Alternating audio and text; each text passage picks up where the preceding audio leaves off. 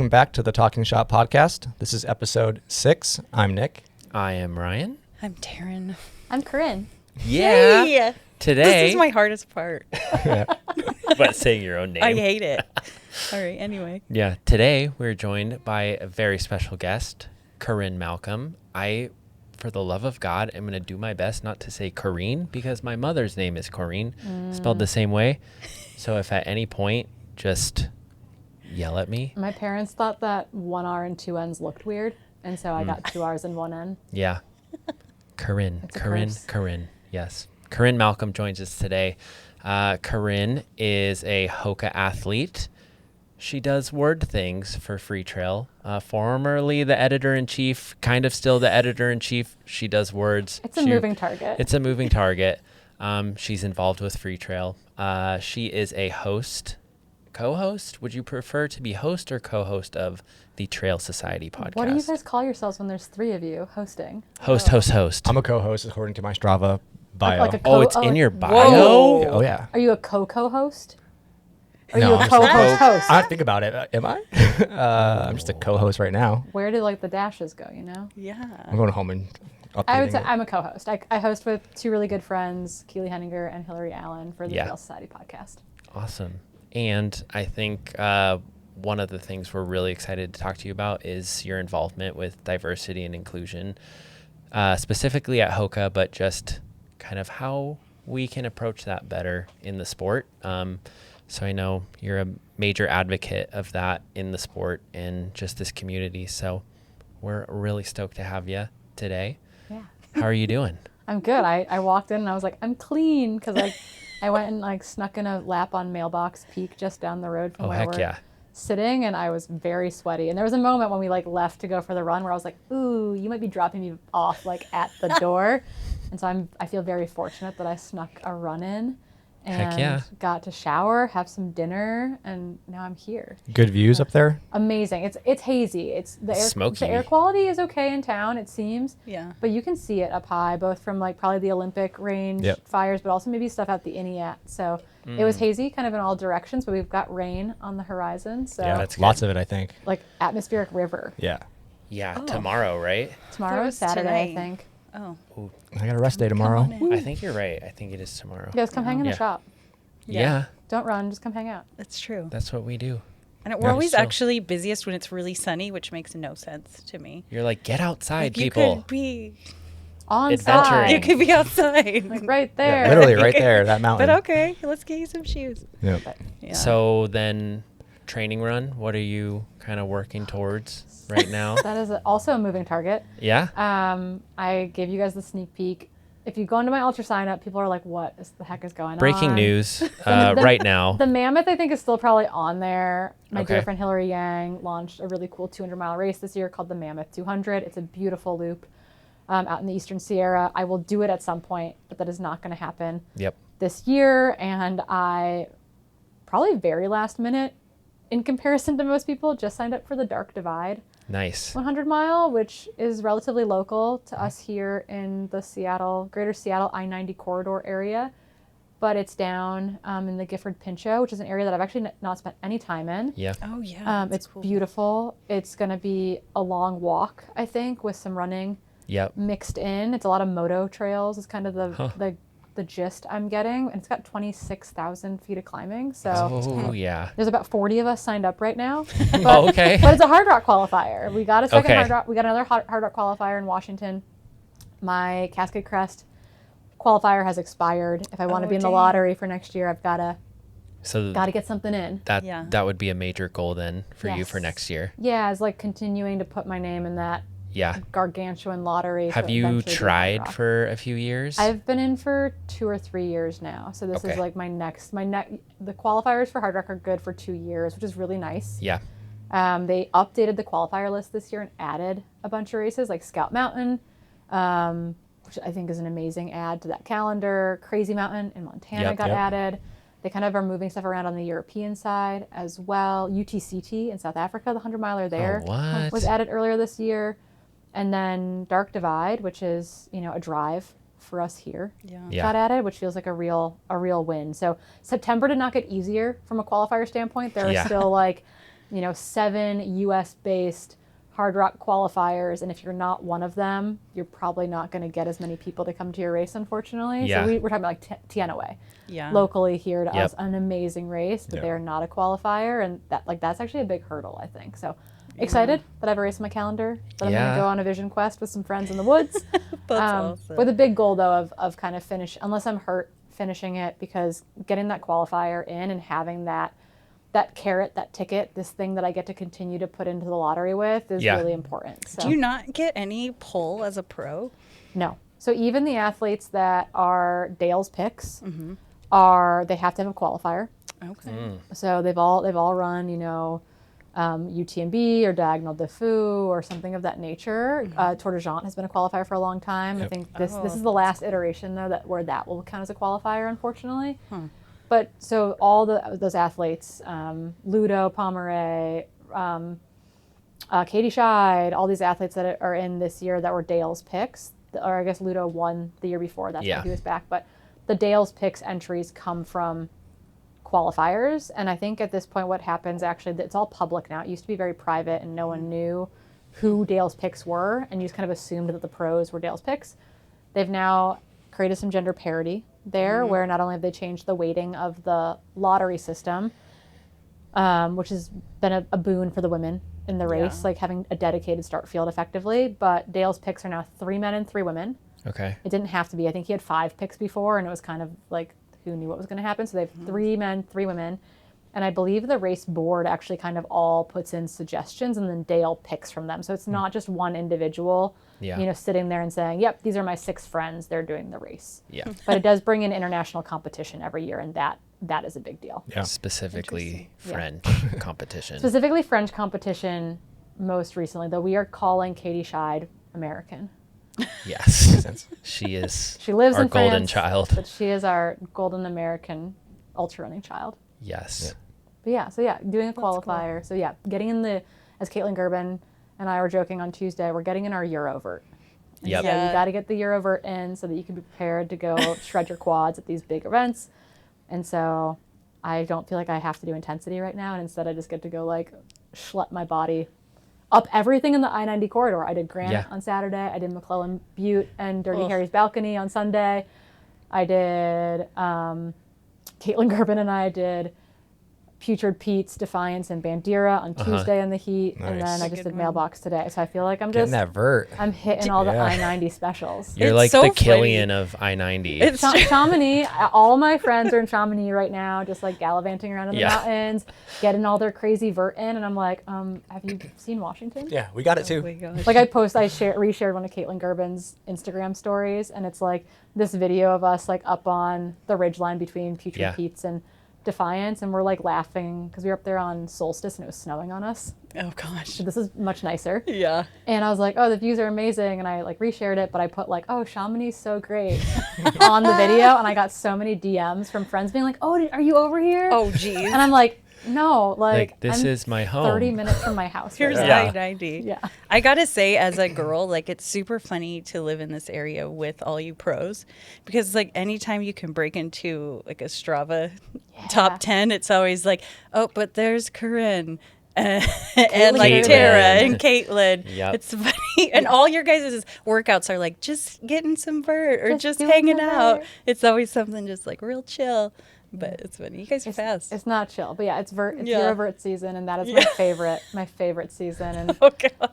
Steve Kirsch is running UTMB this year, doing the big loop. We get to claim him as a Seattleite. Oh. Now he and his wife moved here Okay. 2 Nice. years ago. They live in the city, and he's been putting in the work to get ready for UTMB. And I commented on his Strava, and I was like, I've said it once, I've said it 1,000 times. Like, we have the best UTMB training. Yeah. Maybe even better than like being in Chamonix. Like we have the best, like in the U.S. for sure, hands down, the best training you can possibly get for UTMB. Huh. That's crazy. Yeah. And so you're headed Rocky. out there Monday, right? Yeah, I'll be working UTMB week, which I think running UTMB might be easier sometimes than working. Like commentating? I'm not commentating this year, but I've got PR events, I've got panels that I'm running. We'll talk about the Women in Trail initiative within HOKA, Yep. working that. Doing some Here for the Women's Race stuff as well. So wearing the 18 hats I usually wear all at race week. Yeah. But getting like 5 days in Courmayeur before that chaos starts That'll be with fun. really good friends. Yeah. Are you planning to fit in some training runs out there? Oh yeah. Like it's going to be a little bit rainy, I think, when we land, unfortunately, but the goal is to get in some of that Eurovert on the European side The of things. true Eurovert. And then I'll come home on the 31st and I'll race Dark Divide on the 5th. Okay. yeah. Like 4 Race days Dark Divide, ready to yeah. go. It'll be, Oh, that's so soon. that's my taper. It's great. I did not realize it was that soon. Yeah. Yeah. So that's why this week is kind of punishment. And then I'll have like a week and a half of Eurovert and then Yeah. we'll taper into Yeah. a weird 100. Yeah. That's so funny. Wow, it's really close and there's only 40 people. Yeah, it's Yeah. it's definitely a smaller race. They have a Yeah. 100K. They also have a 50K. They've got a lot of distances going There you go, on. right? Yeah. Cowgill, I think, is me out there volunteering, running an aid station. My friend Laro, who lives in Portland, they run an organization called Tierra Libra, which is a BIPOC trail fund. Oh, yeah. Kind of akin to like Trail Mix, but it's specifically working with BIPOC athletes to get them into races. They're partnering with Daybreak and Gretchen Walla. They partnered actually, I think, with most of Gretchen Walla's races and Nice. the Cougar Mountain Series. That's Just cool. trying to eliminate some of those barriers, that cost barrier, having some community there. So I think I saw a post from Laro today where I think they're also running an aid station out at Dark Divide, and I was like, I will see you That's There. cool. at some point. Be flying by. Flying by would be great. It's all That's good cool. vibes. Yeah. You mentioned the Here for the Women's race and some of the stuff you're doing for HOKA. For those listening who aren't as familiar with the Here for the Women's race, could you just give like kind of a background and like what your involvement is with that and some of your initiatives that you're doing? Yeah, we accidentally started a thing at Western I States really last year. need a t-shirt. Yeah, We- like so we- bad. We can make I that saw happen. that the merch is available. Yeah, I we've saw it got, online. we've got Online? stuff There's a online. shop? Yeah, we've All right, got an done. online shop. So yeah, herefforthewomensrace.com. Sarah we- has one, by the way. Yeah. We saw it Yeah. at You always group gotta run and we're shout like, out. Like we need it. So our mediums, our neon violet mediums, are still out of stock. We're working with our distributor to get them back in stock. We also have a European and UK based shop as well, so we can print and Nice. ship, drop ship from the UK as opposed to shipping everything from North Carolina. yeah, So that's chaos. We're not doing this from my garage in Seattle. yeah. We work with Prezio to do all of our printing and drop shipping, and they've Cool. been really great to work with. We'll put out some more capsule stuff, but we created a shirt for Western States in 2024 that really came out of a bunch of professional women in the sport being disgruntled, and rightly so, Yeah. around the coverage of the women's race at Canyons that year. There's a live stream for Canyons 100K that year, and the commentators did a great job. Keith Burns is wonderful. I've loved working with him. Hayden Hawks did a phenomenal job behind the mic. We had camera issues where, the camera was on MK Sullivan and suddenly it stayed on Adam Yeah. Peterman instead. And Adam Peterman's running in 14th and he doesn't want the camera on him. Like MK's in second. Like Yeah. the camera Yeah. should stay with MK. And from the commentary side, it was like, okay, like Hayden knew the men's field really, really well. But I felt like there was this lack of familiarity with the women's field, and they couldn't say more than like, wow, Katie's running really fast. Yeah. And she was, but she's a UTMB champion. She was second to Courtney at Western States the year before. She traditionally comes off a skimo season, but she was really dialed for Western States that year. Like there were all these things that could help paint the narrative of the women's race that wasn't happening. It wasn't being done. And this happens across the board in women's athletics, particularly when we're in sports where we all start at the same time, right? Where we are capturing two races within one race. Yes. It's difficult. It's difficult For sure. in road marathons. It's difficult in gravel cycling, which is like we are kind of that counterbalance right now where gravel cycling is in this place that trail running is as well. And they've gone to separate starts at a lot of the races, and it's made a big difference in the race dynamic and the race coverage and the Yeah. stories being told. Wasn't Golden Trail doing that too? Golden Like, Trail is doing that as well Yeah. at most of at races that they can. So they don't do it at like Sierras and all, where Right. it's a established traditional race, but at where they can, they are. We saw that at Broken Arrow, for example. Right. They started the elite women 20 minutes ahead of the elite men / the rest of the field. And that allows them to have a protected race where their race is not impacted or influenced by the male athletes. So we're seeing this. And it started as this idea of like, man, we want to tell the women's story. We want Yeah. to see women. We want to know that they're there. We want to celebrate the elites, but we also want to celebrate all the women that are getting to the start line. And so we were like, what can we do? Western States is coming up. We're being opportunistic. Like how savvy of us. And we were like, okay, we can make a shirt.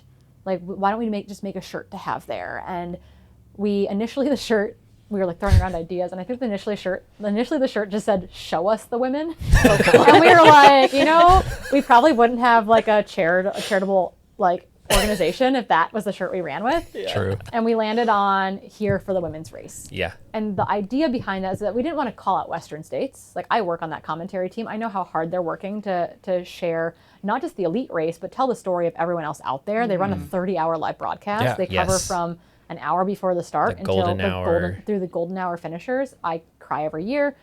But we wanted to say, hey, we're here for this subset of the race. Yeah. We're going to cheer on the guys, but we want the women to know that we are here for them, even though that they only make up, at Western States, they actually make up almost 27% of the field, which is, for a 100-mile, that's a lot in a lot of races. Yeah. UTMB is traditionally maybe 10%.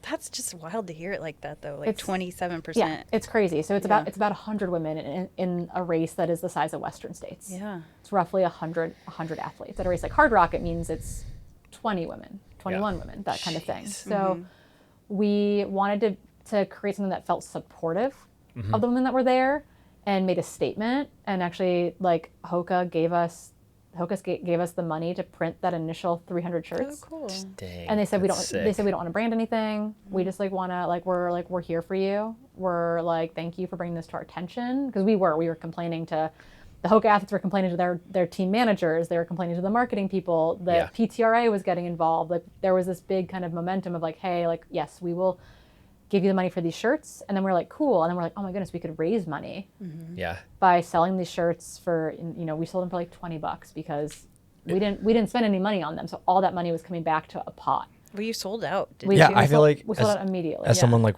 observing the race and watching the race and being in all the channels, like, it was everywhere. Yeah. Everyone was like, how do I get a shirt? Like, where do I get a shirt from? And we were like, oh no, like, we've created a monster. Like, we didn't have a plan. We didn't have a printer. We didn't have any plan to do anything. Yeah. We didn't have an organization. We were just like a bunch of women who were pissed that we didn't feel like the women were getting enough, not even enough attention, but just like being elevated to the same platform as their male competitors. For sure. And, there was stuff about like Unbreakable 2 this year that felt very much like that as well, when initially they were going to make Unbreakable 2 around the men's race at Western States. And we were like, I know Katie and Courtney aren't at Western States this year, but like, if you look at Esther Chilog, if you look at Fu Zhao, they're not worse than Hayden Hawks. And when you look at a level set of results, but someone, and again, I'm not picking on Hayden. He is a level set of men's example in the field of like comparison of like a world-class athlete. Yeah. And we've invested in his story. We've invested in his story. We've invested in his branding. We've invested in elevating him. And we haven't invested in some of the women that are at a similar level. Yeah. And therefore, like, their star isn't as high. So they're not seen as like, oh my goodness, this women's field is amazingly competitive, because we haven't elevated their stories. And so when we all of a sudden realized that we could raise money doing this, Hillary Yang and I were the one of the group had enough bandwidth to say, okay, we will help take this on. Like, we can help run this baby. We're coming from the media side as opposed from like the pure athletic side of things. And we also wanted to separate from the PTRA. I was on the board for the last 2 years for the Pro Trail Running Association, working mostly like in the anti-doping space. We wanted to separate from the Pro Trail Running Association because we wanted it to be a community level endeavor in which it wasn't just about the professional athletes. It was about the community and women's groups and women's organizations and anyone that's going to a race, not just the elite side of the sport, because the PTRA is predominantly about the elite side of the sport, and that's fine. Like, we need it. We don't have a union. Yeah. Right. We don't have anyone fighting for those athletes who, brands and races are utilizing, right? Like, the PTRA is important for that, but this needed to be separated. So Hillary Yang and I became that kind of separation piece, and then recognizing that it couldn't be about white women and white elite women, it needed to be about a broader subset of humans. We started to we started to reach out to women who are already running organizations in their communities, be it Indigenous runners, be it Black runners, be it the Latina community. We wanted to work with people who were already, bringing this energy and momentum to their communities. And one thing I hear a lot in the space is, it feels like we're all fighting for the same piece of pie, where it's like, if I win, you lose. if Indigenous women win, Black women must be losing. And like, that's not the case. But we work in we have had to historically work in this like very capitalistic society in which you are fighting for the same piece of pie. Mm-hmm. And historically what that means is that women's liberation, women's movements haven't been about all women. They've largely benefited white women. Yep. And so it was really important to take a step back and say, hey, if this is going to be sustainable, we need to look at ways to make it about a broader community and make it intersectional and make it about more than this one thing. How did you do that as a white woman? Well, we did not do it well initially, and it was really, I mean, we made plenty of mistakes. And I think we're still in a place of growth and change in which, you know, we don't have an executive director. We don't have a super formal board. We have we have a steering committee of women that have volunteered their time, and we were able to give them small honorariums for their time, and not enough for their time, to be completely honest, right? Like it's, you know, we don't have that budget, that power. We gave out $25,000 worth of grants. That's awesome. This year to female non-binary and women identifying creatives and athletes. It was kind of our thing as well. And we got plenty of pushback on that too. Why? People said, oh, if you support trans women, you must not support women. Okay. And I was like, we're a community organization, and trans women are part of this community. Yeah. And non-binary athletes are part of this community. Yeah. And so we got plenty of pushback on that. And even though it's not like our primary platform, we want to be inclusive to this entire community. Yeah. And so we're not in a place, ideally we become in a place where we do set up a formal board, and we you know, that is representative of the community. And it's not there yet in that regard, as far as we're building the plane as we're flying it. And sometimes we do it really well, and sometimes we don't do it as well as we would like to. But it's not yet sustainable, in part because we're just trying to turn around everything we have to send it back to the community. We haven't invested internally in the org in that way. We did finally like trademark things, which cost a lot of money. But that's a cost that we had to incur in order to protect our ability to continue to license it to other organizations. So we're working on licensing it to continue to bring money into the organization, but to also like allow it to be in cycling events or triathlon events, or in a country where it's really hard for us to ship to. Yeah. You know, to be able to license it to another running group who can print in South Africa. Yep. Yeah. Right? Because shipping to South Africa is not fun for anyone. Sure. Like it probably costs 3 times the shirt to get it there, and that's not practical. It's not supportive. It's not indicative of what we want to do. Yeah. But to, like, you know, coming back to your question, it is as a white woman, it's difficult because my lived experience is not the same as a Black woman. Is not the same as an Indigenous woman. Is not the same as a brown woman. Is not the same as an adaptive athlete. It's not the same as an older athlete, right? Like I am like a young white woman. And so my lived experience is narrow in that regard. And so I have to ask for help. I have to compensate people for their expertise and their time. And I have to genuinely say, I'm working for you. I'm working with you. I'm working for you. And I cannot speak highly enough of the women that have volunteered their time. I've gotten to work a lot with Jordan Daniels in various ways this past year, who runs Rising Hearts. Yeah. And it started in this predominantly an Indigenous organization, but what she is doing with that work goes so far beyond that now, because the allyship that all of these underrepresented and marginalized communities have together. And again, it's that idea of like, we're not fighting for the same piece of pie, we're making the pie bigger. Yeah. And so it's not just about one subset, it's about all these. Running is that commonality, or women is that commonality. Yeah. And we come from different walks of life, but if we can work together, we can do that. And what I've realized, like my privilege and my skill set and my thing can be, is that I'm well connected. Yeah. I know a lot of people in the industry, and I can get away with being aggressive or brash, and we're not forgiving of angry Black women. We're not forgiven of angry brown women. So true. I can be angry and still be invited back. Yeah. And so my privilege is getting to say, hey, you need to talk to this person. Or talking to my bosses and saying, hey, like, we didn't do this right. Yeah. Like, we messed this up. And we need to go back to this person, we need to apologize, and we need to talk to them about how we can make this better and how we can change it in the future. And we had to do that within Here for the Women's Race as well. as far as like getting out over our skis. Yeah. And part of that is just like we didn't intend to start an organization and then realized that we could and we could do some good with it. For sure. Just started printing t-shirts. Just started It's so slinging tricky. t-shirts. Like, it's so helpful to hear you say all that, because my whole thing with this store is how can I build a community? Yeah. But it's like so white Yeah. here, you know, and it's like, well, you have to start including, Yep. but it's the reaching the Yep. right people that I struggle with, for sure. And so in Seattle, it's like, okay, how do I reach out to CSRD?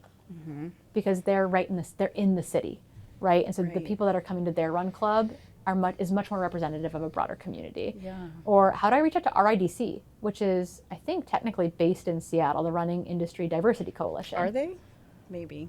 I think they're technically kind of all over the place, but I Yeah. think their founding, minimal at least, was at least initially in Seattle.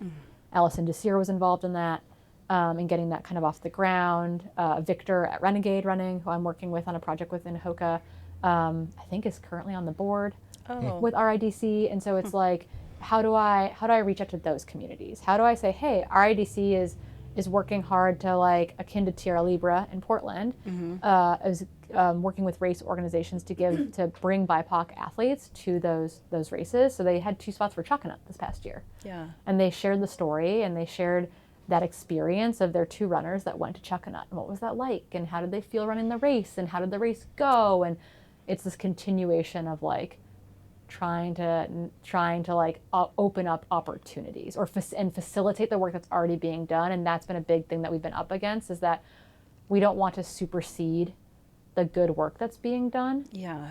because I don't need to supersede Jordan's work. Jordan's work's amazing. Right. But how can I facilitate her work? I don't need to supersede the Black Trail Runners in the UK. Like Sabrina Pace Humphreys and that organization are doing awesome work. Yeah, but how that's good. can I find ways through my connections to help facilitate the work they're doing, or to bring them back into the room where it hasn't worked before, or they came up against a barrier? Like, how can we make sure that doesn't happen the next time? Like, continuing to find those avenues, but we don't want to supersede that work. So last year we gave out grants to creatives, some athlete creators and some filmmakers.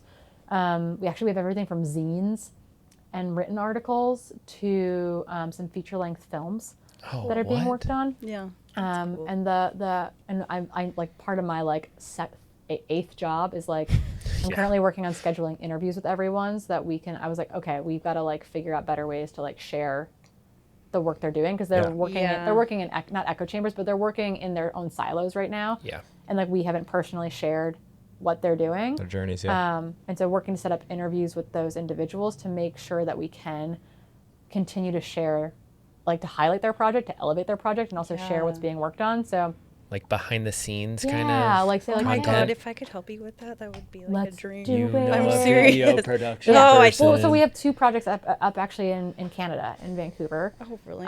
In Vancouver and Squamish. So we've got a short piece called Of a Certain Age, and my it's featuring older female trail runners.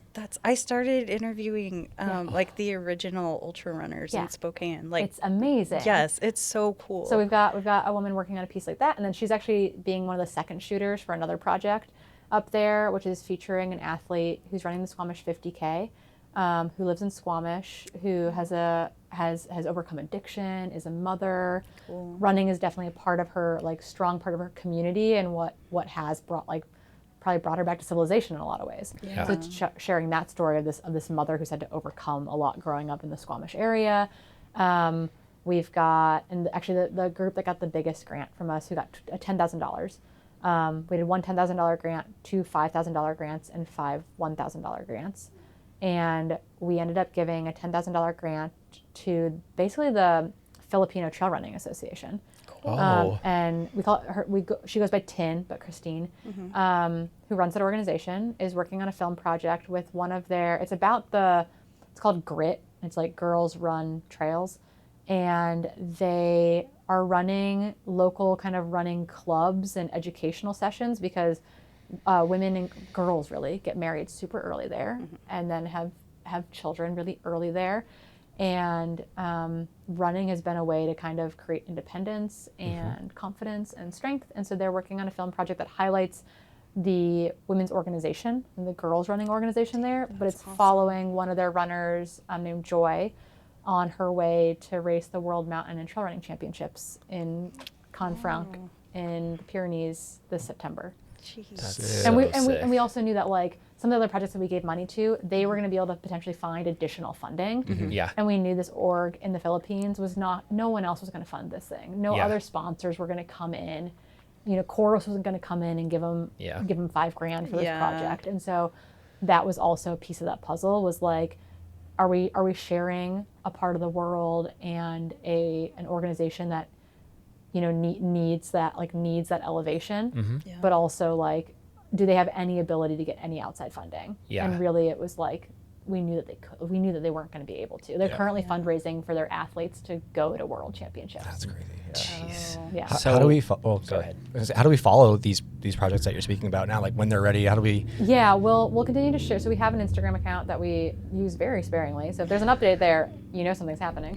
You won't get flooded with anything. But our next goal is actually to create a Substack that lives kind of like Good, can be like pursed out from our website to share those stories and also to be a place where the individuals themselves can also, like, we can then publish some of those updates from them directly and or be writing pieces about the work that they're doing. So that's the next piece of the puzzle of like the 8th or 9th job title. So once you award those grants, like what is the org's like current involvement going forward with those projects? And like, I guess, what do you want it to be? I would, this year it's been really light, and in part it's like, hey, what do you need? And if you need something, can we find that thing that you need? That can we connect you with someone that has a skill set that you're looking for? Do you need mentorship? Like that was actually an ask on the application, was like, would you be open to mentorship, and what would that look like? That's been fairly light, I would say, this go around, and I think that that's something that, again, building the plane as you're flying it, that we'd want to have kind of pre-programmed more formally if we did similar creative grants for next year. We also set it up that we weren't the Women's Trail Running Media Fund, we're the Women's Trail Running Fund, and so, or WTF, which we thought was very clever. Heck yeah. But we wanted to set it up in a way where it's like the grants could follow the needs of the community as well. So like we're working on a project with the Black Trail Runners in the UK right now, where we're actually working on a special shirt that we'll release with them, and all the money raised from that, the idea is that it can go directly back to the Black Trail Runners org, and they can use it to fund women's specific programming within their org. And so that's like, some of that is going to be, again, trying not to supersede, but trying to facilitate or provide extra funding for organizations that are already doing that work. So like, I would love to partner with like For All Mothers, which is now, they changed their name, or is that their new name? It was And Mother, and now they're For All Mothers, which is Alicia Montano's group. They do a lot of like breastfeeding locations at races and childcare stuff, and they they partnered with Strava and did 50 grants of $2,000 to help women with childcare, because they found childcare was one of the biggest barriers to entry. I saw someone in the Freetrail Slack. Someone said they. Yep. One of the she's from Minnesota. I think she's in like Duluth, maybe. Okay. And she actually accidentally told me early, and then she was like, "Oh my God, I just read the fine print." I was like, "Your secret's safe with me," because she told me because I had shared the grant information, and she had applied and gotten the grant. Cool. And so we like deleted all the footprint from Freetrail so that she like was, because she found out probably a month before it was officially like announced publicly. Got it. So, but yeah, not wanting to supersede that work, I think that allows us to say, hey, this year actually the grants are going to go back directly to these organizations that are doing the heavy lifting, and they're going to turn that money around, and they are going to tell us about the projects that they're going to run with that $5,000 or whatever it is. And so my goal is that it gets to change and flow every year, but I think that it's one thing to give money, but if we can provide ways to connect into mentorship, or connect them to other sponsors, or to connect them to a distribution channel. And I think that's the biggest thing actually that will come out of this, is that we will be able to help with some of these film projects and video projects of potentially providing screening locations for them in our communities. With Hillary in LA and me in Seattle, we've got some bandwidth on the West Coast to help them get connected into film festivals and that application process, which is additional money that it costs money to apply to these things. So finding ways to help them with distribution once they have the project complete, I think will kind of be that next step, as opposed to we haven't had to provide a lot of like, oh yeah, here's your sound engineer type of thing. That'd be cool to have a database of people that my goodness, so many people would like volunteer. I would volunteer. I want in a heartbeat. database of female sound engineers, videographers, photographers, and it's all women, non-binary, women identifying. I want a database, a global database, and I want it sorted by skill set, and I want it sorted by region, so that if you're a brand and you're going to Ironman Lake Placid, you can say, who are my New York area female PAs or whatever, and be like, boop, boop, boop, and hire someone. No, that'd be amazing, because then you can use that money for distro instead of crew. Yeah. Like, sign me up. Yeah, so I think that is part of it too. And for volunteer projects or for like getting hired. Like I have so many, I know so many amazing female photographers, and it's like, when you look at the finish line, it's getting better. When you look at the finish line at the major race, and it's like a wall of men with cameras, it's like, and then it's like Hillary Yang and Megan Hicks and Marzelle, and they're just like these little faces, or Aisha. It's like they're like the little faces like poking out behind the cameras periodically. And it's, summer now at these races, but it's hard to get started. Yeah, it's hard to like find your way in. For some races, it's like they're shooting on spec half the time. Yep. Which is a jargony term for like going to a race and shooting to shoot and not trying to sell stuff afterwards. Yeah. Yep. Which you can't do at UTMB or a big race like that, because the media passes are incredibly expensive. So you have the travel costs alone. The travel costs alone. So you have to be on you have to have a brand that's giving you the contract to do the thing, and it's hard to get into it. And so I feel like creating a this is, again, I don't need another job, but having this like global database of women and female creatives would be amazing. And I've gotten to meet a lot of them. Like I was working on a podcast project with Ultra Sign Up, and I got to work with two amazing former NPR producers when we first were getting started. And Tina's amazing. And like they were the people that I got to learn from, but they also and they had these amazing skills. And I'm like, okay, like, can I help? Like, what job? Do you need a job? Can we find you a job? Like, I was like sending Tina job postings. I was like, ooh, the Gist is looking for a part-time audio engineer for this new podcast they're launching. Like, so there's a lot of women's sports stuff, and it'd be nice to have more females behind, both in front of the camera, but behind the camera and the sound boom and all that stuff as well. Yeah. That's true. Wow. I don't know. Every race I've shot, it's me and a bunch of dudes. Yeah. But it's hard to get into. It is. It's expensive. It's the imposter syndrome that is super real. Yep. Like anything else. Yep. It's intimidating. Yeah. And so I tell Summer that she's doing a great job all the time. She does though. And she's so good. Freaking incredible. So she'll be like, not me crying while editing photos. And I'm like, yeah, you're really good. Like this is like trust yourself. But I felt that like becoming a coach, like I was like, I'm gonna hurt someone for sure. Oh, like I'm like I don't emotionally. know. Yeah, physically, emotionally. I don't know. It's like it's really scary until you do it. Yeah. Yeah. And then you realize, and then you'll like be scared again. Then but stay scary. It's like there's still times where it's very scary. I feel like it's scary on both ends. I literally just signed up for a coach like last week, and it feels vulnerable on my end of like.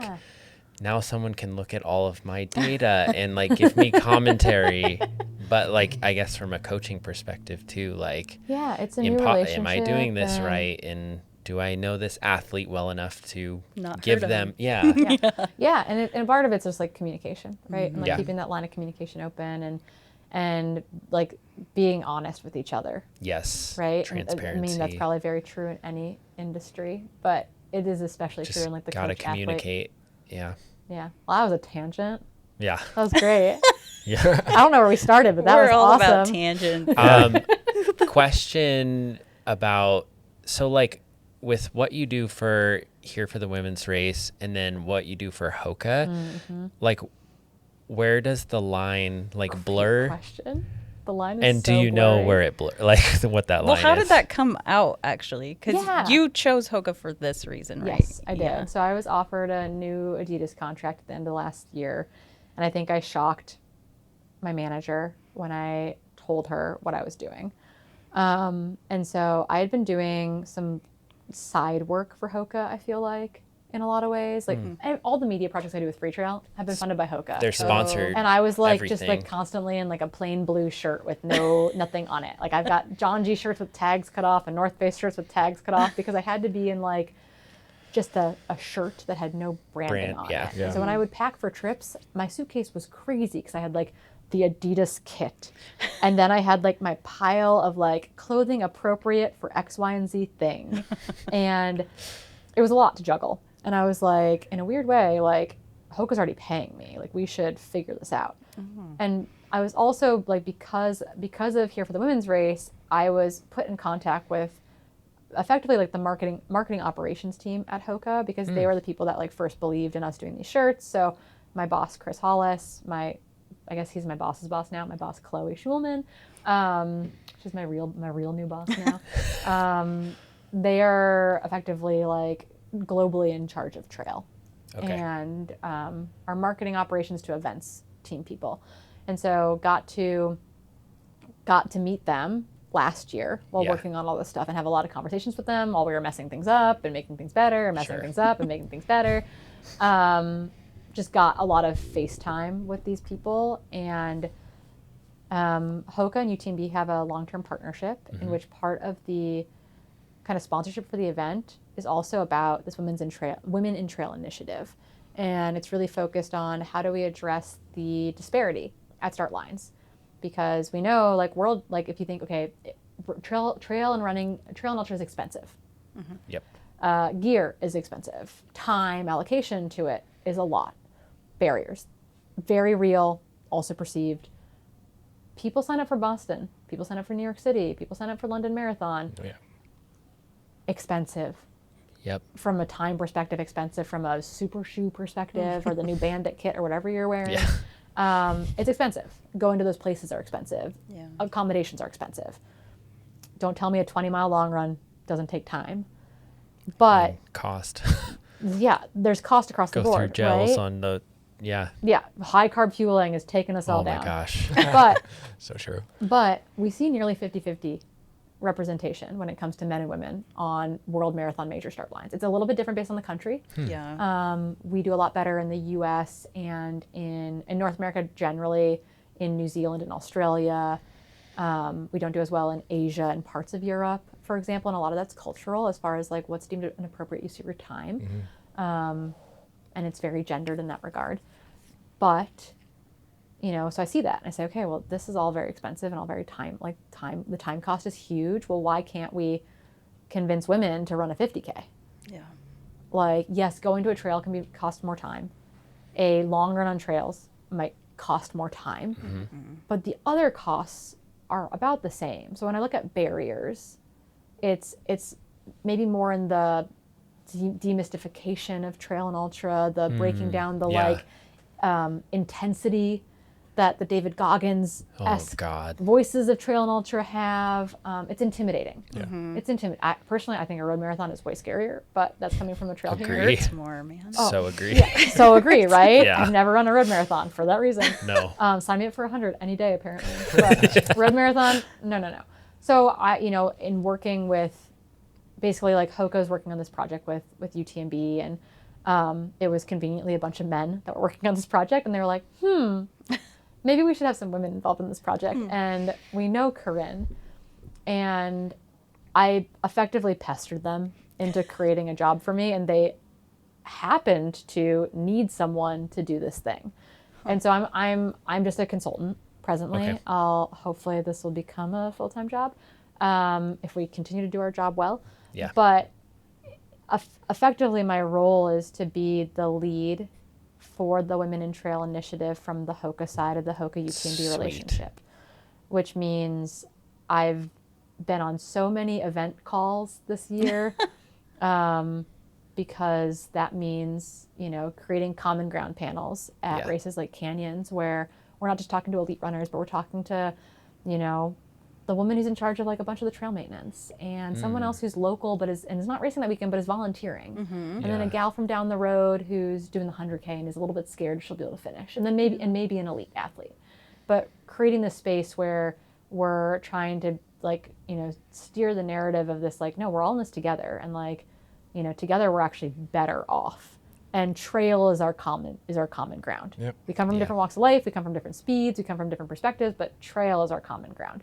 And so that has been, my job has been managing and running a bunch of those, and also trying to develop ways where we're doing those things in real life, in person at events, but how do we actually better the women's experience online before the event? They're launching a WhatsApp group on Monday that's open to all the women that are registered for a UTMB finals event. There's currently 360 plus women waiting to hit the enter button for it, basically. And the idea being that we see a lot of success at women's only clinics, women's only mountain bike maintenance clinics, women's only ski waxing clinics, women's only spaces that I don't know, you don't feel like your question's dumb. Yeah. Right. You don't, and you might not have time to figure out on the website where you get the bus pass, because you have 3 kids and you're training and you have a job. Simple things, yeah. You know, so it's like having a space in which you can say, hey, I'm confused about this thing. Does anyone know the answer? And it's staffed by generally local women from a regional women's running group. So we work with women of the Wasatch for Speed Goat, for example. So we're working on building out that relationship at Speed Goat and Desert Rats. Yeah. They launched it actually in Europe first with some groups, a group in Lyon and another group in Switzerland, to do this effectively via WhatsApp ahead of a bunch of the French UTMB races that happened earlier this year. And they effectively become a women's Ask Us desk at the race too, because they generally have a booth at the event, and they've been communicating with these women already online, and then they're that familiar face that they get to see when they go to pick up their packet. Yeah. And continue to ask that question. And from the European groups, they're having women that are saying, hey, I'm going to sign up for this race. Does anyone else want to sign up? And it's continuing to build community where maybe it wasn't inherently being built before, because High Lonesome's a great example of this. When Callie Vinson posted that viral reel about, which Together picked up, and I was like, oh my God, that's a dream scenario. Together picks up a reel you make. You're like, yes. She posted this viral video about there wasn't 30% women, there wasn't 40% women, there wasn't 50% women. There's actually more than 50% women that started High Lonesome this year. And people are like, well, how'd they do that? And I was like, well, it's not an accident. That's the thing. It's not happening accidentally. It's happening intentionally. And it's because you have race orgs that are doing things to try to bring people to that event, and trying to bring women to that event, and trying to bring runners from different backgrounds to that event. And it's not going to happen accidentally. Yeah. We're not going to have more black trail runners accidentally. Yeah. Right. We're not going to have more women signing up for 100-mile races accidentally. You have to build it. Yep.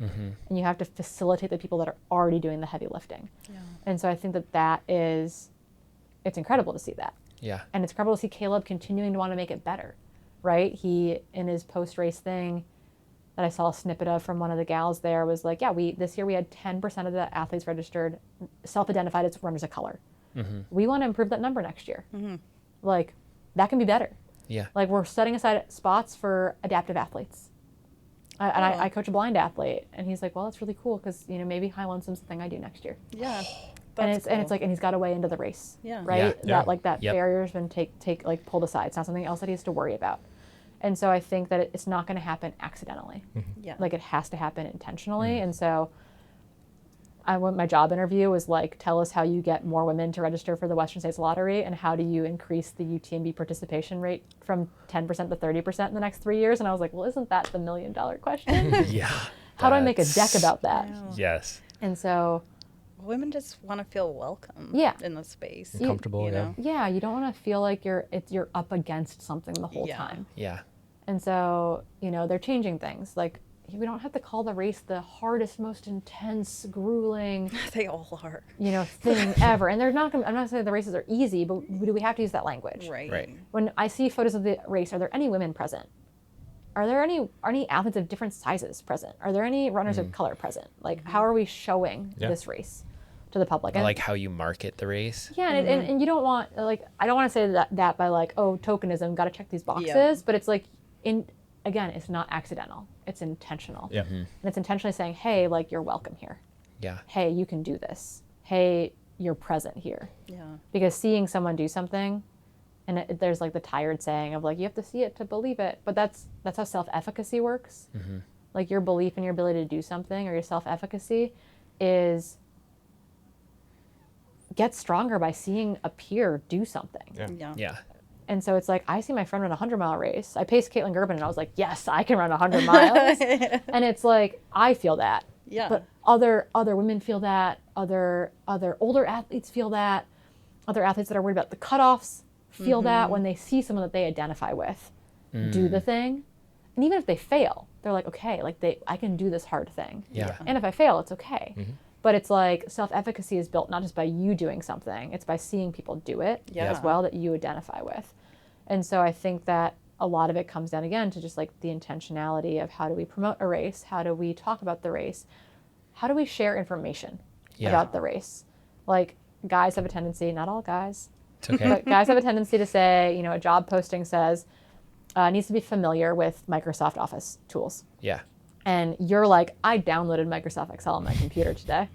And I'm like, I have a master's degree in accounting. Am I qualified? Like, it's like there, and that we don't just see that in the job market where women are like, I have an MD PhD, but maybe I'm not qualified enough for this job. Probably not. I don't think I meet the criteria, unfortunately. Or I've been a manager for 5 years, but do you think I fit this role? Men are like, I don't know. I'll apply anyway. But like, Yeah. It's so Shoot my true, shot. though. Like, And- it's so true. and it's societal, but Yeah. that is Yeah. so present. Like I've run running camps, right? And we will allow athletes to like self-select their pace groups for the first day. Oh, that's the worst. And it's fine. Everyone makes it back to, you know, the house at the end of the day. But when we go to set up our groups for the next day and the coaches are all meeting and we're saying, okay, how are we going to pace out these groups and who's going to go where? We're generally moving the men to a slower group and we're moving the women up a group. We're like, she is way faster than she says she is. And he struggled a little bit today. Let's bump him back to, this will be a better, like this group will be really cohesive. Yep. And so that is ever present in trail running and ultra running as well. And so it's like, how do you fix that? Yeah. How do you convince women that they're athletes? How do you convince older athletes that they're athletes? Someone from the Ironman organization, whose name escapes me, who was really fun to work with last year, which I was like, I don't know if I ever get to say that. But we like stepped aside after a meeting and we were talking about like, how do we get more women involved? And they were saying that there's been a bunch of research done, and one of the best predictors of doing athletics later in life is having been a high school athlete. Yeah. High school athletics is not a global phenomenon. Interesting. It actually doesn't exist in a lot of countries. Yeah. It's And so strange. we see actually better participation rates in places like the US, in places like Australia and New Zealand, because your identity Sports. is sports. Yeah. And you've been an athlete before, so you can identify it with it. And I think the other piece of that puzzle probably is that we know that while both men and women will identify time as being the biggest barrier for training for an ultra, Yeah.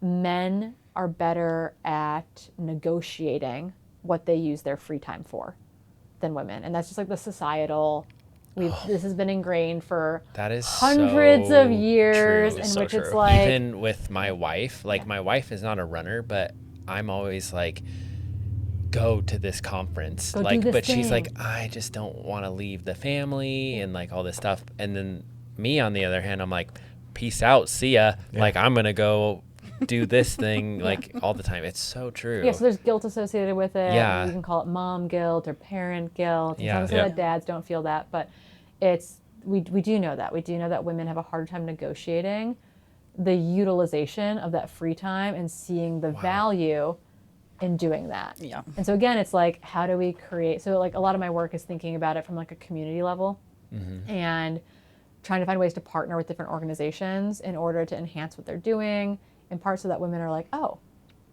like one, I get to go to this thing that's really fun and I get to meet new people and I get to build relationships and build community, and it's normalized. Yeah. Like going for this long run on the trail is normal. Yep. Yeah. And it's fun and it's something that I am allowed to do and I am welcome there and I should be there.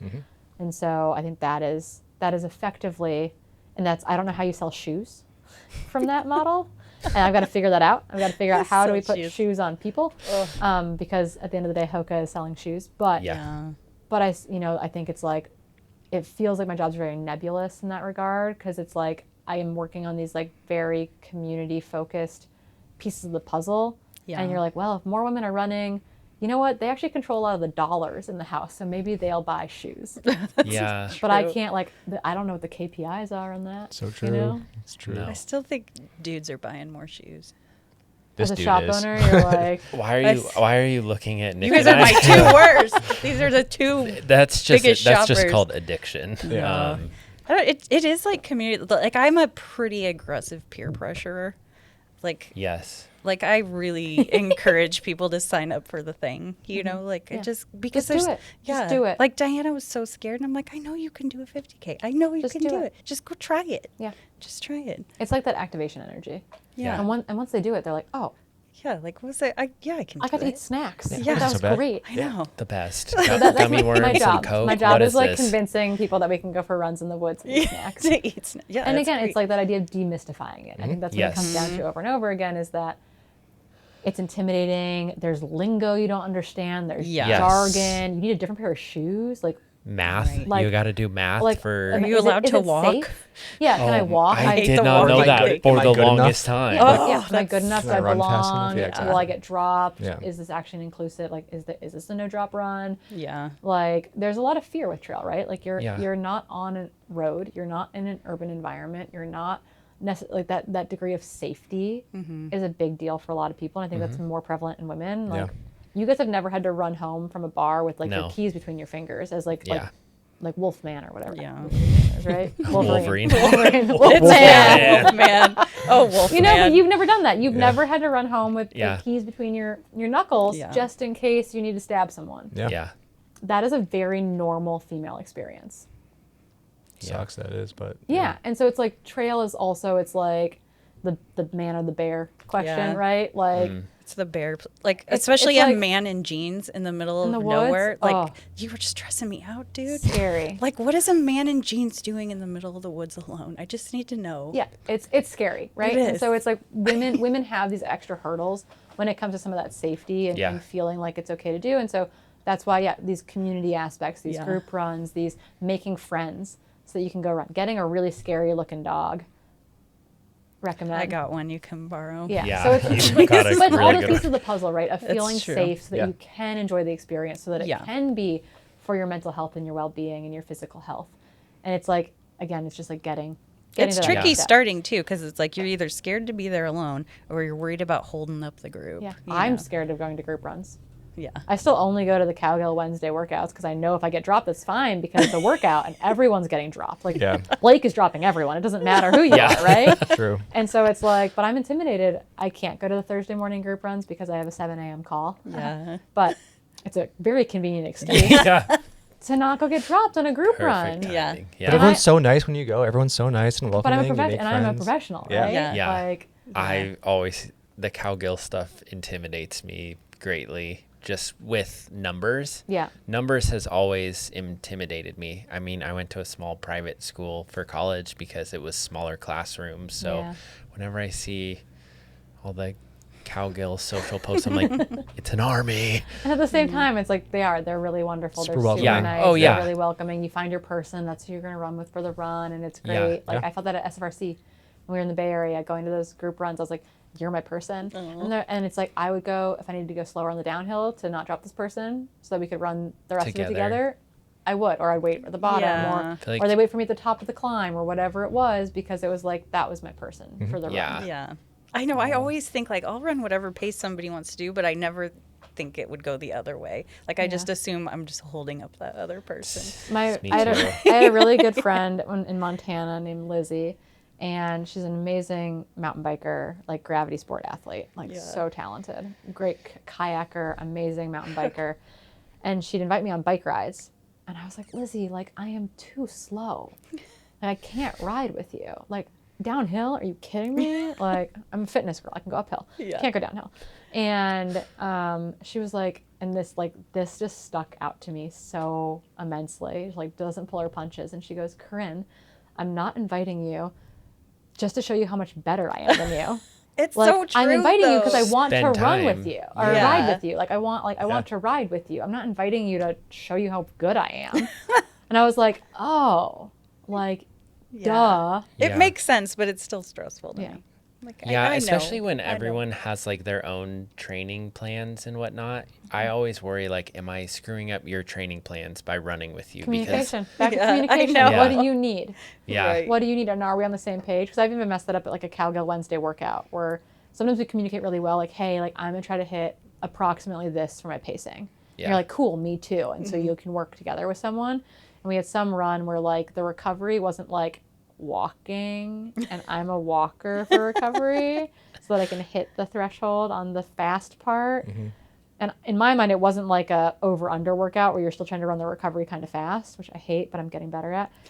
I thought it was like 8 minutes or 10 minutes or whatever it was, like threshold, and then like 2 minutes, like easy. Yeah. And that was myself and the couple other women, we were not on the same page at all. And so it's like I would like walk for 30 seconds to get my heart rate back down, and then I would like slow roll back into a jog for 90 seconds before we hit the next interval. Yeah. And then I'd like just slowly claw my way back on the interval, only to get dropped again as soon as the interval ended. So it was just like, and it would take me like the whole interval to Yeah. like claw my way back, and then I'd hit. It was so bad, like it was such a dramatic shift in pacing that I was convinced I'd done the math wrong, and I must have stopped my interval early because why were they still running so hard? Oh. And I was like, and they weren't like, I was walking and they were just still running. Yeah.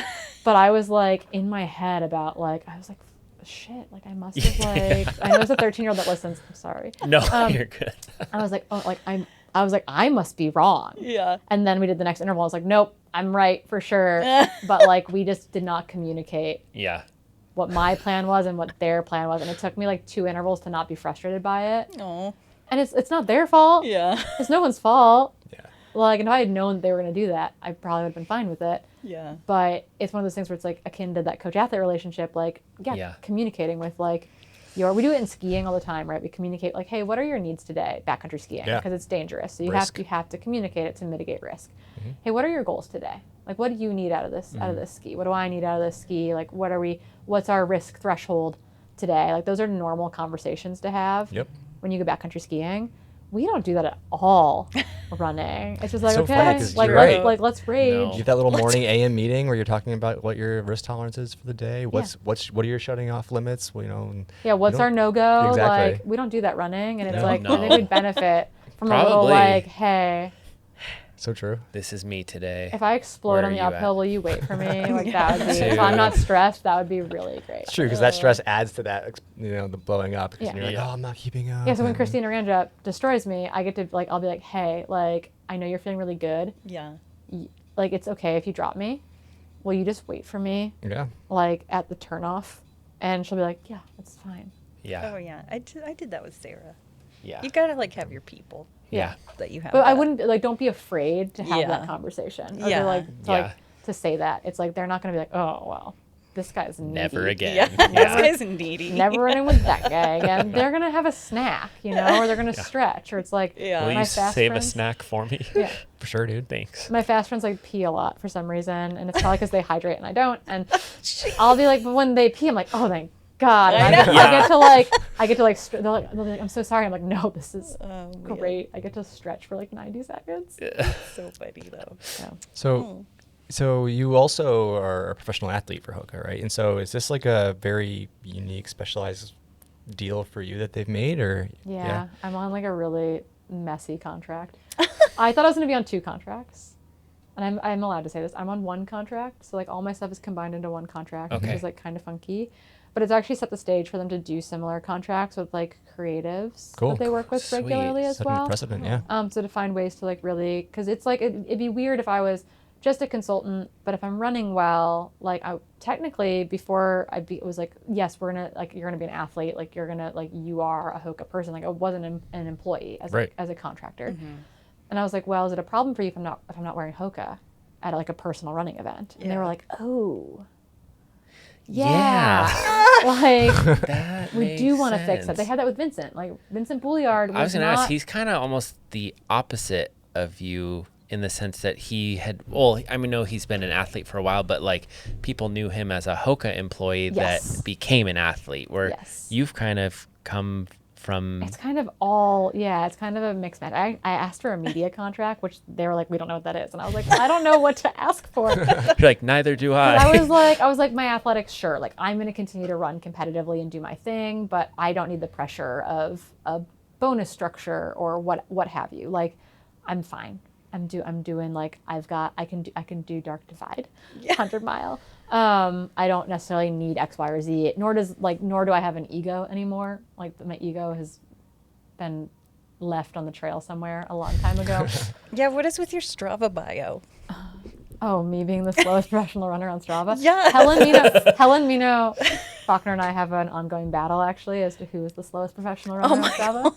She called me out in a YouTube video, and she sent it to me beforehand to be like, I'm calling Corrine out. And then she plotted our most recent run averages, and she was like, technically, I'm the slowest professional runner on Strava. And I was like, just you wait. Oh my. Like, I was like, wait till you see my I-90 runs. 14-minute pace. Did that hurt average. your feelings a little bit? That she tried to become the slowest professional runner? Well, that she compared herself to you and said, No. let's battle this out. No, I think it's like funny that it's like, yeah, a lot of people run really freaking fast. And it's like, we're training for slow races. Like, I want to do fast workouts, but like, all of our terrain here is slow. Yeah. But yeah, so I'm on a weird contract. Vincent was on a weird contract. Vincent's on a Yep. weirder contract now, I think, than he was before. I'm sure. As like one of the shoe developers effectively at Yeah. HOKA, and then he won UTMB. So he's still adjusting to a new life, I think, in a lot of ways. Yeah.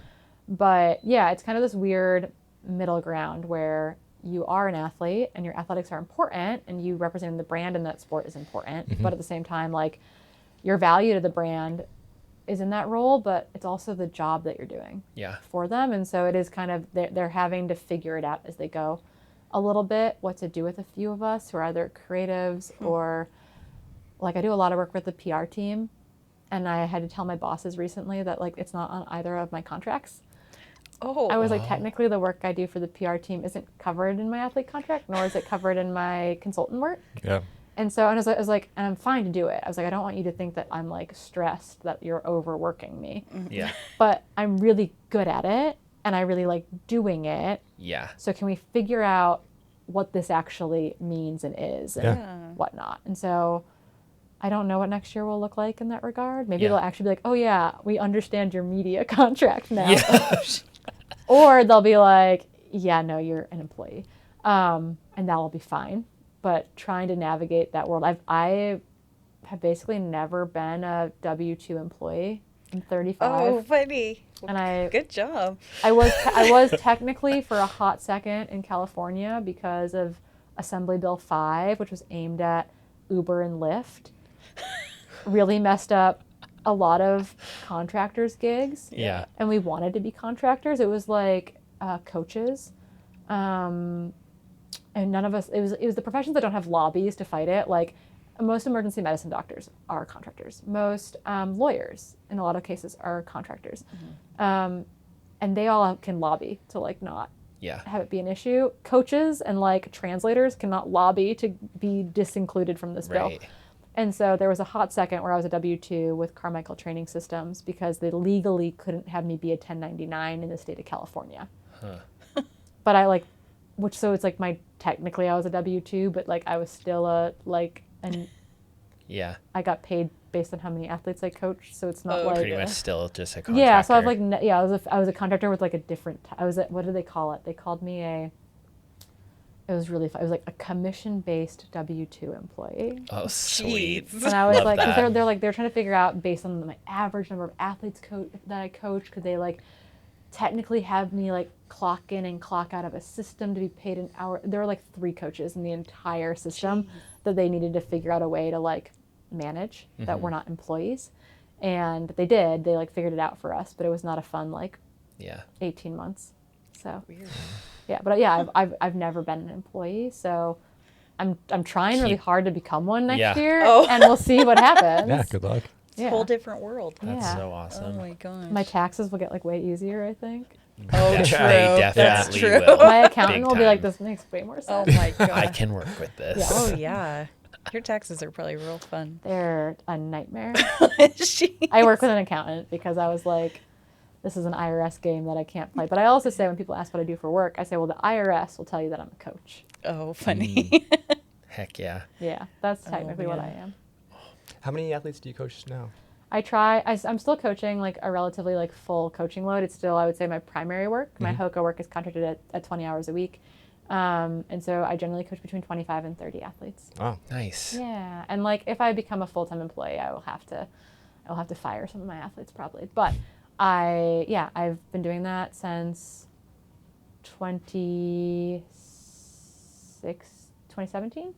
Dang. 2016. Almost, I've been doing it for a decade. I was at CTS for like 6 years and then went out on my own, actually to scale down my coaching load because I make all the money that I make now as opposed to like having to pay overhead to a business. But I have an amazing relationship with everyone there, but it allowed me to scale that back while still like having a job and making an income. But yeah, I've been doing it for a decade. Before that, I coached youth and junior biathletes, so skiing and shooting in Montana. But it was super nerve-wracking to coach adults, like adult runners, and be like, I don't know about this. Yeah. 11-year-olds are kind of my niche. And like Adults have opinions. professional runners too, Yeah. right?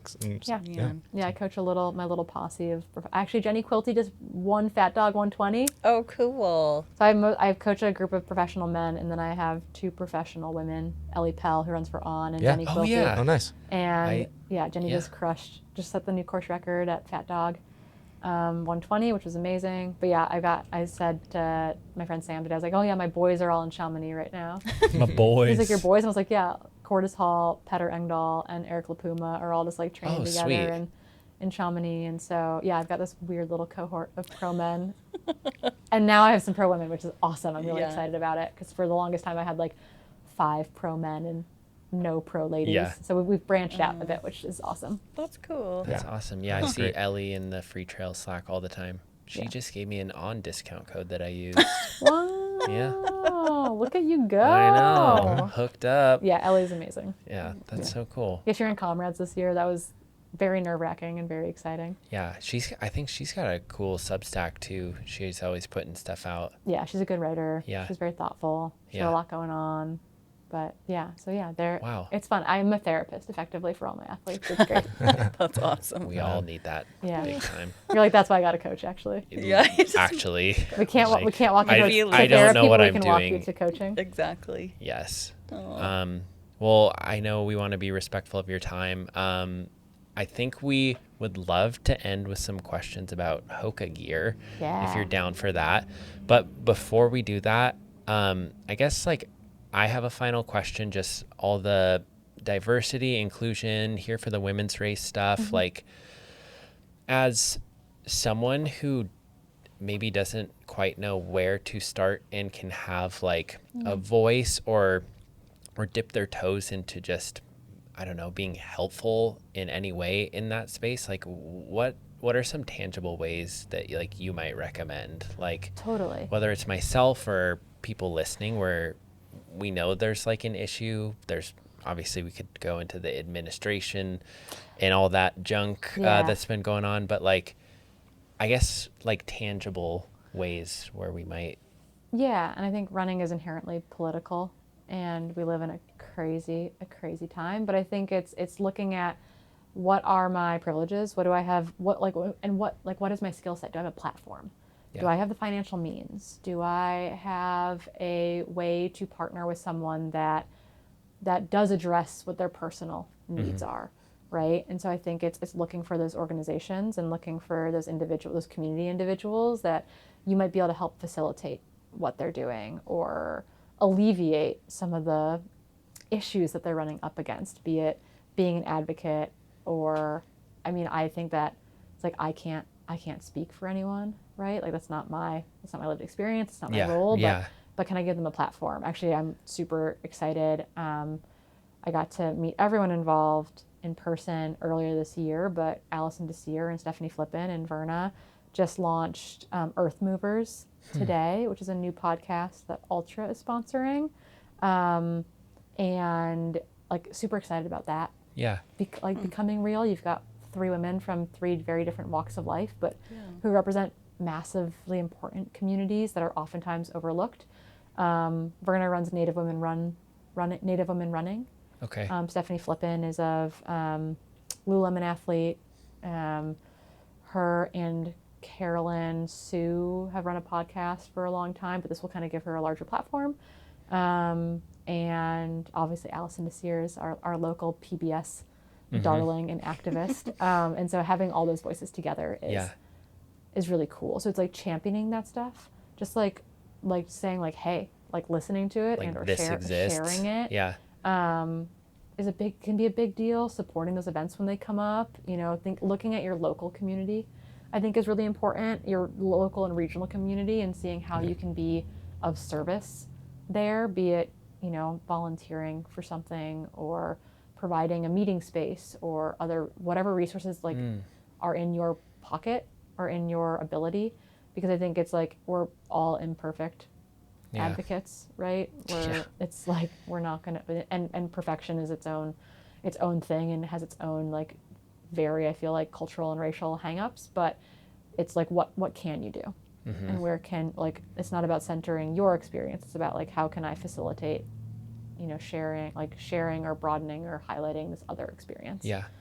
And so if you don't have financial means, donating isn't going to be your best way of making that happen, but maybe you have a connection, or you can volunteer your time or whatever it is for that org or that individual. Time, that's a good one. I don't think about all the time. So it's like volunteering, being present, being that kind, welcoming face, whatever it is, and just showing up and listening too, I think is a big deal, because there's a lot of people that are suffering right now, be it immigration issues or just the fear of immigration issues is incredibly prevalent through our trail and running community in general right now, and they're exhausted. They are exhausted and tired and frustrated, and they don't have to explain themselves, and they don't want to have to necessarily talk about it, but just like being supportive and being present and being like allowing running to still be a place of joy. And it's escape.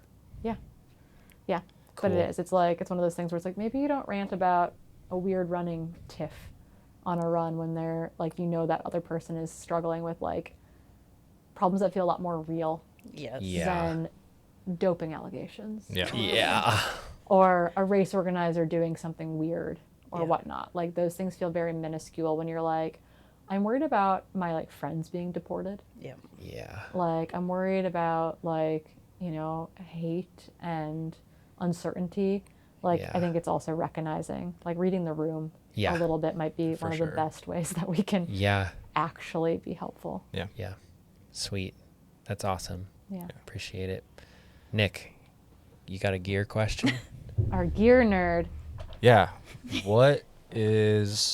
What's your go-to daily trainer right now? Like, if we were to see you on Mailbox out there, what would you be running in? Before we hit record, I said that my favorite shoe is a fashion re-release that HOKA put out. So we'll sell them out right now. I've been running a lot of miles, and honestly, it's because I saw Jess Brazeau and Jim running in them at Chianti, and I was like, what is that shoe? You asked me that too, and I went in and I screenshotted it and then zoomed I was like, and then I went to the website and I was like, what is this shoe? I was like, dude, I'm pretty sure that's a Tecton 2. Yeah. So the Stealth Tecton 2 X2 in oat milk has been my daily driver. Great colorway. I should probably get another pair.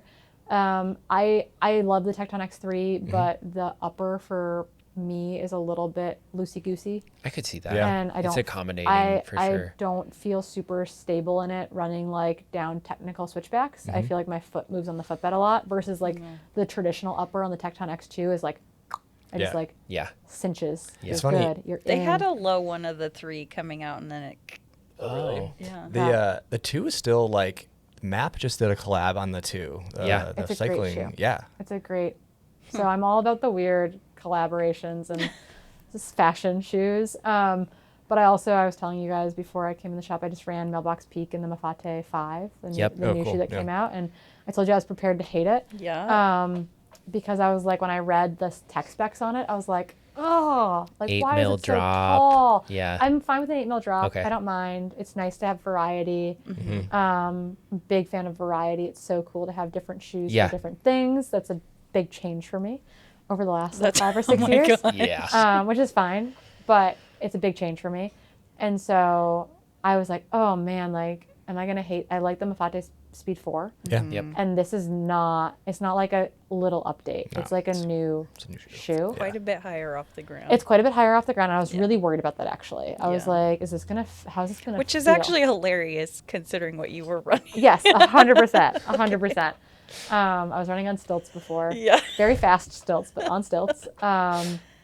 That my husband ran like one loop of the Javelina Yeah. course in those shoes, and he was like, "Oh my goodness, that was Is that dangerous." the Agravic? Yeah, and I was like, "Have you've seen me run some dumb stuff in that shoe?" And he That was shoe like, The is Ultra? so He's- sketchy. yeah, he's like- We actually did a Terex demo here last night, and they had that shoe, and there "How was many some, ankle rolls were there?" Well, we're I like, wouldn't let the high schoolers Yeah, wear it's it. like- 'Cause I'm like, you guys, you It's start my cross whole, country man. next It's my week. SVT shoe when I need to go fast. That's It's, about no, it. it's a great SVT shoe. It's a great Javelina shoe. Yeah. But so I ran in the Mafate Speed 5, and I was ready to hate it today. And it felt great going uphill. Yeah. It felt really nice running downhill. Nothing feels good on like the top rocky switchbacks. Yeah. sure. It's like dusty right now out there. Hmm. But it, like, I didn't slip at all. Like I That's wasn't good. slipping out on the dirt. It's got, like kind of the mega lug, that vibrant Yeah. mega lug. Yeah. It's got traction. We're a video podcast too. It's back there somewhere. But it's not as heavy as the Mafate X. I was really worried about the tech specs that it's going to feel Yeah. super heavy. But it actually it felt really nice. The upper's really nice. They have, I call it tongue tech. Super happy to have tongue tech in which you have a tongue that's not integrated into the rest of the shoe. Oh, yeah. You don't like that. It helps with the fit. The toe box, I think, is a Oh, little yeah. bit wide. I was prepared to hate it, but I think it's probably going to be my dark divide shoe. Oh, really? And that's actually You got to get the hot pink one. that's what it's designed for. It's designed for. I mean, it's got a built-in thing for not to be a HOKA ad. It's got a built-in like gator connector on the back. Yeah. It's designed to be a little bit more rugged, a little bit more durable. for a And longer so I day. think for like that longer time on feet, Yeah. it's gonna actually feel really nice. Yeah. And doesn't need to be a quiver killer.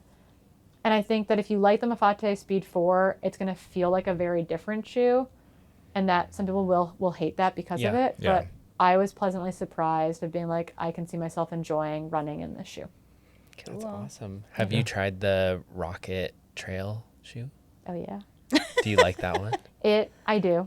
It's Another SVT. It's another crusher? SVT crusher. Yeah. Honestly, it'd be really great for like the tunnel marathon. Oh, Yeah. It'd yeah. be really great Yeah. for the tunnel Yeah. marathon. Doesn't have a lot of traction. Yep. It's not designed to. It's I like actually, lower lugs, right? yeah, and it comes out soon, right? to the public? Like a We're not September. getting it till It's like a limited January. release Okay. in Yeah. September, Okay. and then I think run specialties. I like have one January. pair, and I may or may not have torn a hole in the upper. But again, it's not designed like this is designed to be durable and Yeah, to last. It's a Early race shoe. shoe. But the Rocket X Trail is a race Yeah. shoe. Yeah. Kind of designed akin to the Graphic Speed Ultra for that that Western Western States. States that Yeah. fast, and it feels fast. Wasn't Fujao wearing that shoe? for part of the race. Okay. I think she went Mafate X So did Adam Peterman, and I was like, Mafate dude, what are X you I doing? know, I to was- Rocket X Trail. I was like, that is a great leap. Yeah. How many Must feel ounces so light. are There you was a bunch. shedding? There was a bunch of stealth. There was a bunch of stealth Tecton X2s out there too. Oh, I really? think Esther Fujao started in them. I know Vincent was in something Frankenstein proto. shoe. Yeah, it was like a prototype upper, I think, but it's effectively like on a Tecton X3 chassis. Yeah. But yeah, again, you don't need a quiver killer. I will say I was just in the Midwest traveling home. I knew I was going to run road Yeah. and some like Midwest single track and like Berkey trail, so like effectively like cross country ski trail. And so I was like, I only have space to bring one pair of shoes, and I brought the Rocket X Trail because I did a road workout in them. Yeah. Oh, It yeah. wasn't awesome, but it worked. Yeah. And that wasn't too much. And I ran single track trail in them. I ran some road in Minneapolis from my mom's place in them. Yep. Did they send you the box that they sent? I did not get the cool, Aw. sweet I watched PR the box. conversational The box of pace rocks? unboxing Yeah, of I that. did not get sent a box of rocks, unfortunately. I just want to know the shipping cost of that box. Probably too much. Way too much. But That's cool though. But yeah, it was super cool, and it's another great shoe. So that, like again, the variety here. yeah. You've got something for different runs. You've got something for different days. I'm a firm believer in. I feel like Max King is like this. He's like, yeah, you don't need a quiver killer. You need a tool for the day. It's Yeah. akin to mountain bike tires. Like Yeah. you're running different that's tires true. for different conditions. Yeah. Like when all I had was the Graphic Speed Ultra, I did everything in that shoe, and I'm so glad I didn't like break an Die. ankle. You should have seen how many she recycled here. A lot. It was I a recycled a lot of shoes here. Yeah, you were like, this is insane. But I do think that it's important as a runner if you can swing it. And again, I'm privileged in the sense Yeah. that I get shoes. I do not have to purchase shoes, very often anyway. And I have road workout shoes. I have road trainers. I have, I just got this shoe. I have the Stealth Tecton X2. I've got the Tecton X3. I've got the Speed 4. Like I have shoes for different days. And I think that honestly, maybe it's like the injured athlete in me, but I do believe that there is something to be said for like mixing it up is like a way to keep everything happy and healthy. There's a lot of PT studies about that actually, like varying drop. Nick had a PT that was telling him he needs to run in one shoe and one shoe only. That's weird. It's like, dude, We're like, that ain't gonna happen. You don't want to see my shoe closet because Yeah. you're gonna get really mad. Oh, it's like our guest bathroom. Yeah. Is our shoe. Well, and then I've got a big rack in my office too. But it's like Nice. we had a friend staying with us, and he's like, Julie's jealous of your bathroom. And I was like, it's like an old bathroom, and like it's like from 1991. It's like nothing has been changed in it since 1991. It's like the linoleum's excellent. It like slants towards the shower. But we do have like a shoe rack in there, and it's just like all the running shoes. And I was like, oh, it's the shoes that are in the bathroom. He's like, yes, she would like that. That's great. That's cute. Yeah. Cool. Yeah. So, well, by the way, I think for those that want to try this shoe, I'll do a quick little plug for the shop. I think we have a HOKA demo next week. No, the week after. Week after? Week 20 after. Wait, I don't know 27th. when It's this the comes out. 27th. It's the 27th. week after this Oh, that's comes true. out. Yeah, So- 27th. It's out, right? This Oh, No, the the episode. show. The episode. Sorry, Yeah. I thought we were Come talking on. shoe. Come Yes. on. So But I people hear can about try it in shoes. there. If you're in the area, you can come and try the shoe. Yeah, Yeah. it'd be fun. Heck yeah. Yeah. So, anything that you want to plug, shout out, anything you're excited Oh about? man. I should always prepare for these things. I was like, oh, I do. Well, you got these You don't got have to. Dark You Divide coming do up. anything. You got Chamonix. I have Dark Divide. If anyone wants to pace me at Dark Divide, Oh. let me know. We'll drop in a job app in the show apply notes. to yeah. my pacer. Yeah. Yeah. I'll see you for like 7 hours. It'll be great.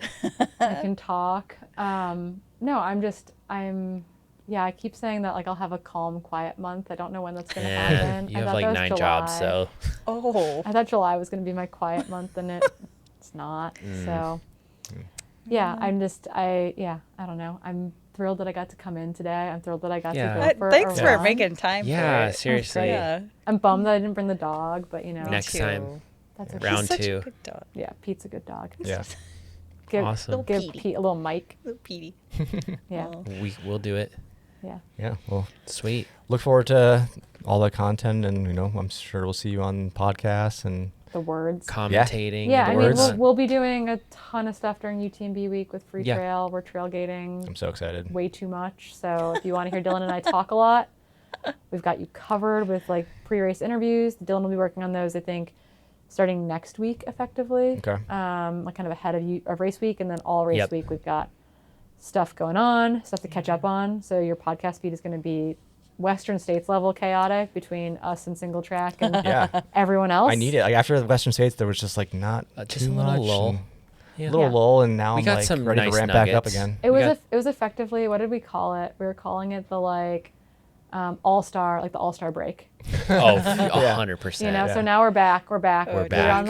our all-star break, and now we're firing on all cylinders.